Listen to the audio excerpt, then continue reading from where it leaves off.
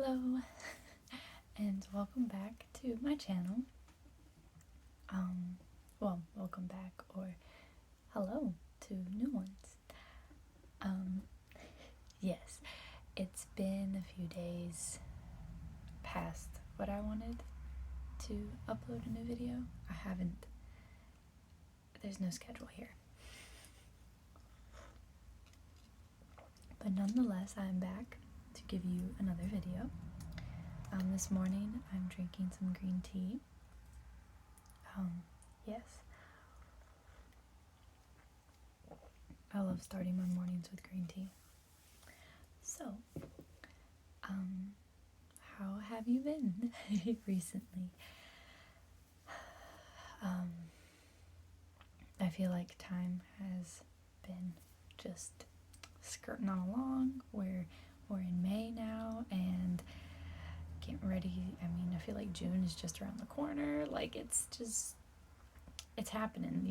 This year's happening, and I guess I'm here for it. But,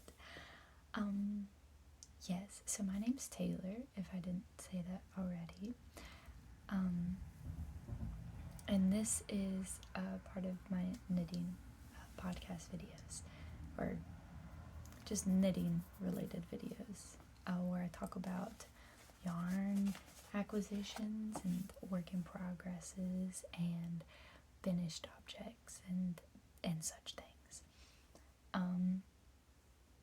I do have a little special acquisition part at the end that has to do with crystals, if any of you are into crystals. My sister's birthday was May 9th, and I took her to a local crystal shop and let her buy stuff, and I couldn't help myself. Yes, so I hope you have been doing well, and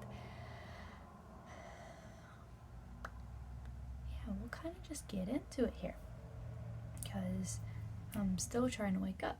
Okay, so I'll just start off by saying I have not finished anything. But that's because, we'll start with this first work in progress. That's because I had to rip back this arm on the November sweater because it was too big compared to this arm that I've already finished. So here we are on the November sweater. We've got arms. I need to put the neckband back in, which I did not. When I pulled it out on the last podcast, I said that all I had to do with the sleeves, but I had taken this off, the neckband. So I need to put that back on, but we'll do that after we finish the arm. So hopefully, if you follow me on Instagram, which is Taylor.natural, Taylor.natural, I'll probably be posting when I finish it and whatnot. But yeah, this would be done if I hadn't had to have ripped back the whole arm, which could have been avoided if I was paying attention more, but it's okay. So yeah, that's the November sweater. I have tried it on, and I like the fit of the sweater itself a lot. However, I do not like the yarn so much. It's soft, like the yarn itself in the ball is soft. But once it's knit up and I'm wearing it, it's so prickly. And the only thing I can think is that some of the alpaca hairs that are in it are just the really long ones that really shouldn't be there, I suppose. And they're just so prickly. Like, I have other alpaca stuff, and it does not have this prickle factor. I don't know what's special or different about it, but I don't like, that's for sure. I don't like. Hopefully I can get it to soften. If I can't, then it'll be one of those sweaters that you wear on top of something, on top of like a t-shirt or a long sleeve t-shirt or something. But that's okay. It's not a terrible thing. I mean, at the end of the day, I could frog the whole sweater and do something else, although I don't think that's what I'll do. But yeah, moving on. The Vulcan also hasn't gotten too much done. I don't remember where I was at when I showed you last, but I probably had worked a little bit more of the back. So in this sweater, you start working just the back part to form the armholes. I had to go back the 50 or so rows I had done because I had messed up the pattern, and when it's an overall pattern like this, you really don't want something so obvious messed up, and it was pretty obvious. I'm sure by the time like you were wearing it and whatever, like someone would have to really be looking at it to tell, but I could tell, and I figured if this is going to be one of my favorite sweaters, which it definitely will be, it needs to be closer to perfect on the pattern side of it. So it's kind of hard to show because of where I'm at. You see I'm holding the needles here. I'm kind of like, here's one side and then the other side, so yeah, that's kind of hard to show, but yeah. So I haven't really been working on that one because I want to finish the November sweater. So yeah. And then I believe I had this casted on, another Ilta casted on in just my Conquer Super Soft Holst Garn. Conquer is the color. Yeah, I haven't really been working on it either. I am making, I believe it's the third size. I think it's the third size. I wanted something larger.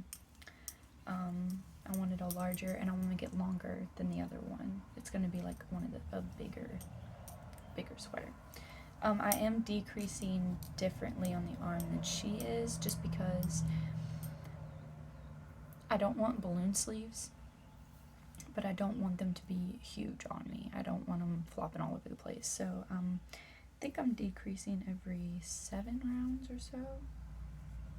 I don't know, I have it written down somewhere. But yeah, that's Conquer. I'm holding it double. It is very holey at the moment, but this stuff does bloom nicely after you wash it, so I'm not afraid of that, that's for sure. Funnily enough about this sweater, I have knit a lot of my own hair into it. I have pretty long hair. I've never really cut it. I've always kept it long. But I have seen, I will be looking at this in the light and see just so many of my own hairs just stuck forever. Does that happen to everybody? I feel like it would, especially like if you have like animals in your home. Oh, I bet the dog hair and cat hair in some sweaters. It makes them so homey though, right? Part of the family. Moving on. Yesterday was Friday. Today's Saturday. I went to work on Friday and I brought a knitting project. It's this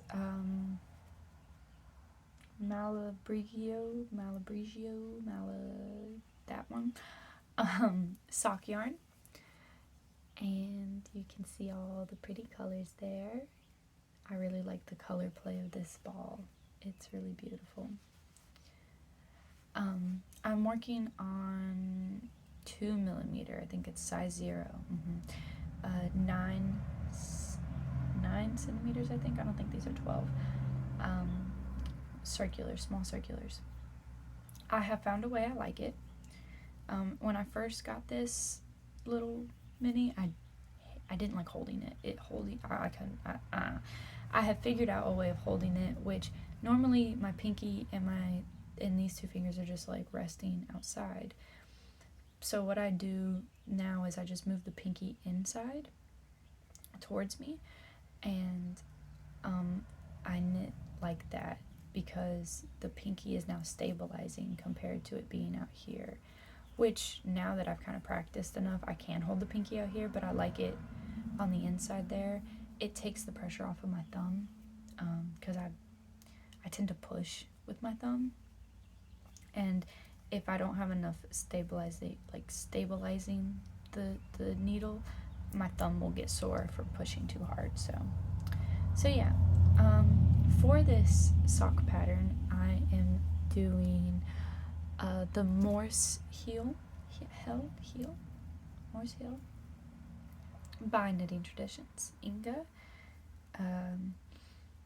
Yeah, I wanted to try her grandmother's heel, and I've never made socks, and I was like, well, this will be fine.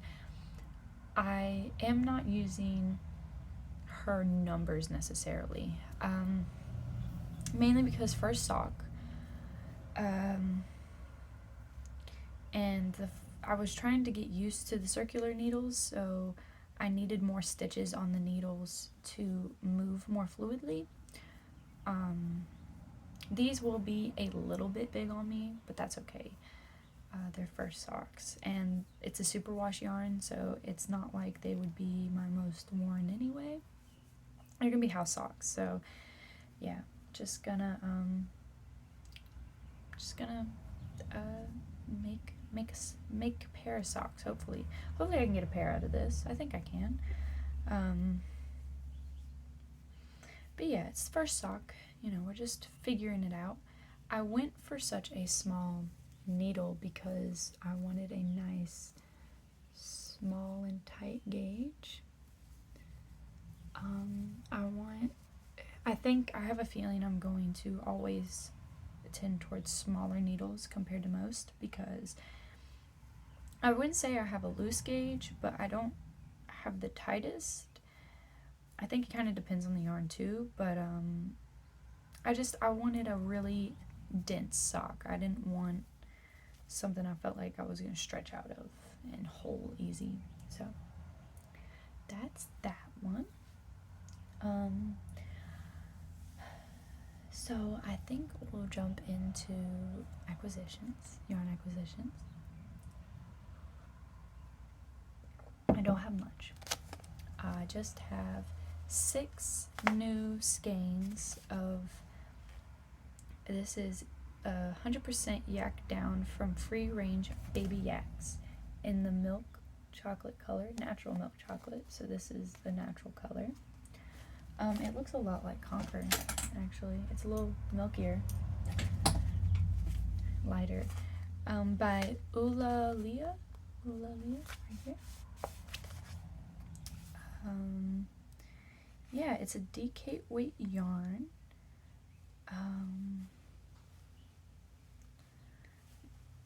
Yeah, it's soft. It's nice. It's not too soft. Like, it's not like, actually, I haven't even made a swatch yet, so it could be like cashmere soft at the end of it all. But I got this because of a pattern by Petite Knit that came out, the Champagne Cardigan, I think she has it called.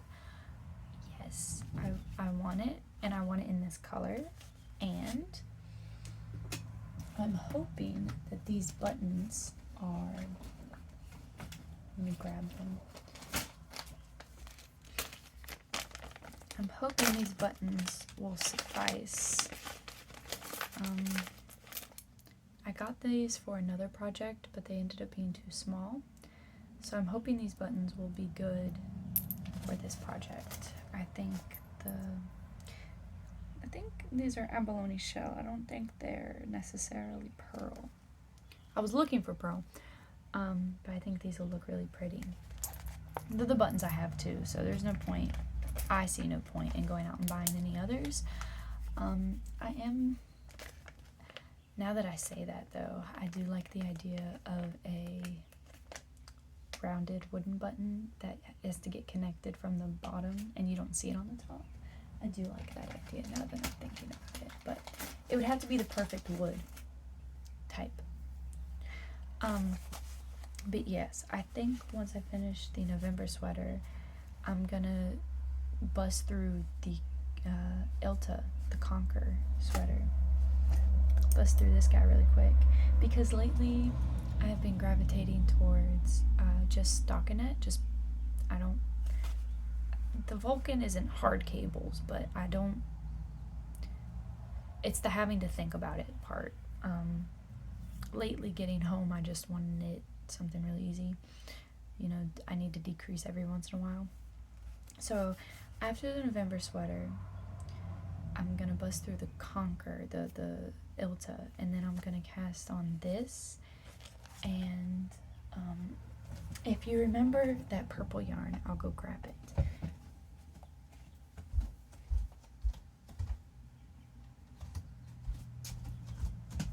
This beautiful stuff right here. Yeah, I'm gonna make another sweater by Sari, Nordlund. No, I'm making this into something by Caitlin Hunter.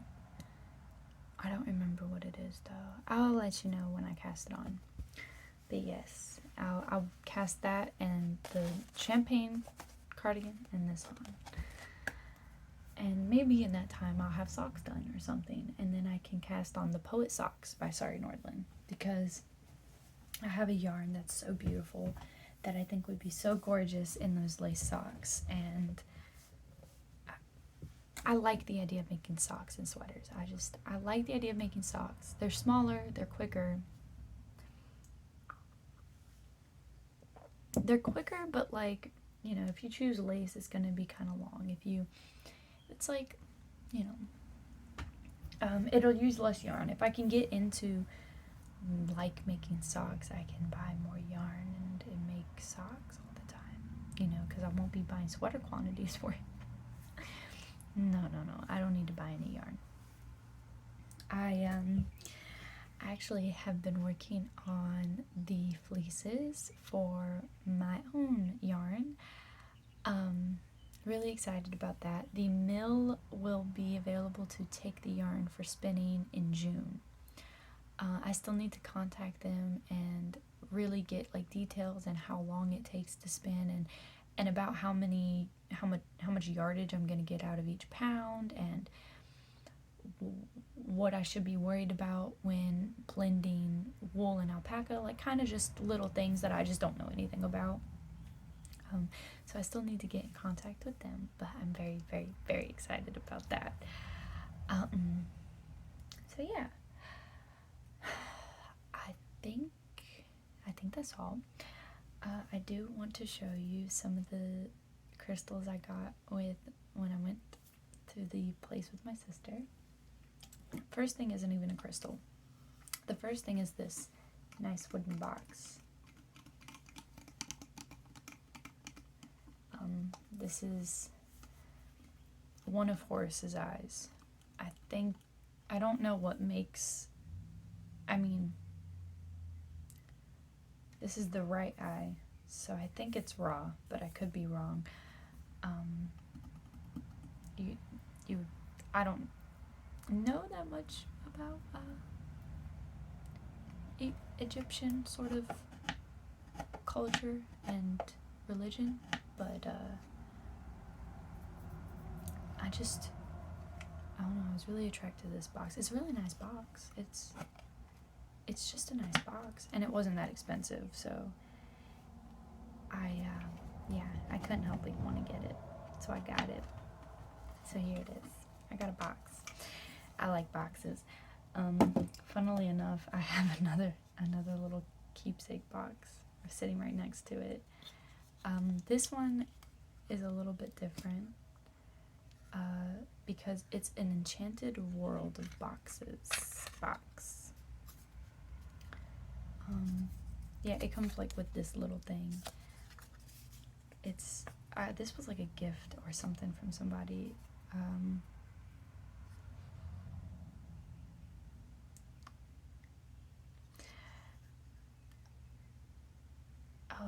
It's actually been a while since I've read this.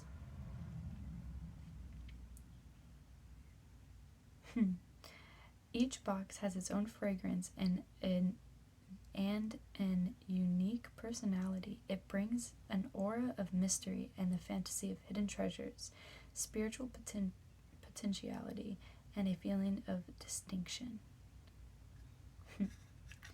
I really like this box. It's just so beautiful. Like, I'm not a woodworker, but like, I would like to learn how to make chests and boxes and stuff. Like, I want to make a cedar chest so I can store all my wools and wool sweaters in it, because moths, you know. I have lavender right now for that.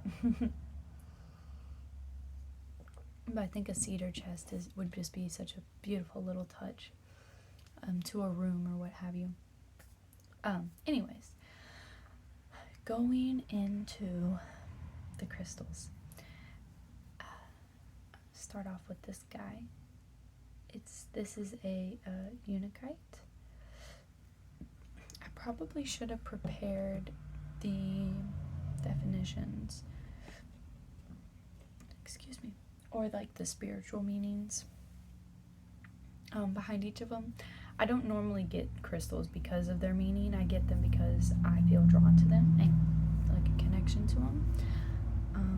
I know this one is for like heart chakra, emotional well-being and releasing of old stuff, just off the top of my head. But like this lepidolite here, which is a beautiful little specimen.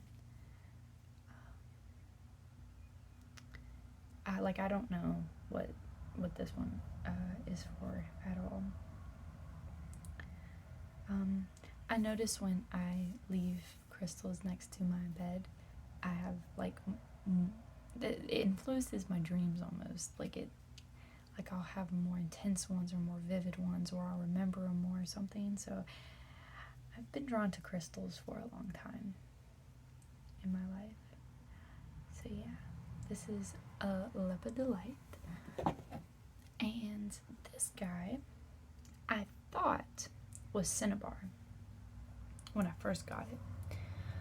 Upon further inspection, there's a blue tint to this rock, and I'm now starting to believe that this is like a ruby, and like that's the ruby in a fuchsia. So it's a ruby, but it's in a different rock. Like it's not just ruby. Simply because of the blueness of this rock. Cinnabar is in more of a yellowish white rock. Like it's more of a pure white to yellow tone compared to a bluer tone. Normally. I don't know. Something in me is just telling me that this is a ruby. Ruby in fuchsia. Yeah.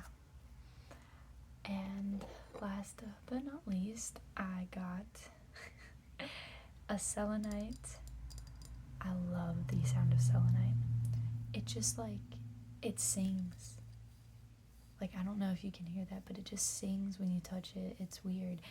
A little selenite dagger. Because you can never have enough selenite. And I really like the ones that are shaped. I do have another one sitting here. This little palm one. It doesn't sing. I think it's more polished.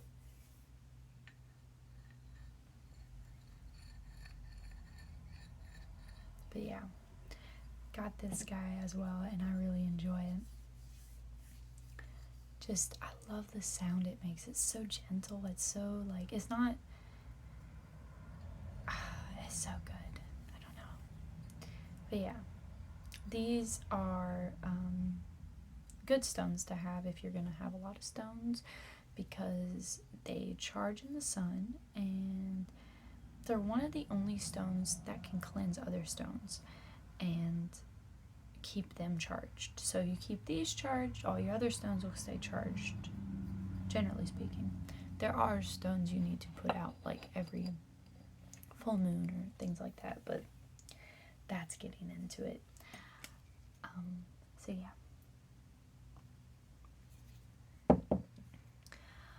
I think that's all I have for you today.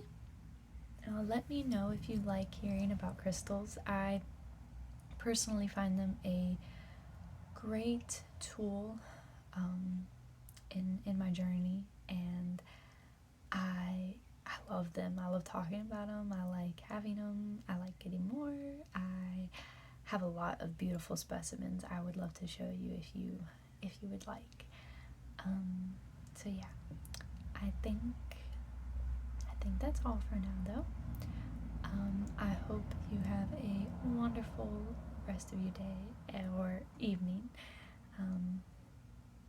And yeah, don't forget to like or subscribe if you want to see more of me.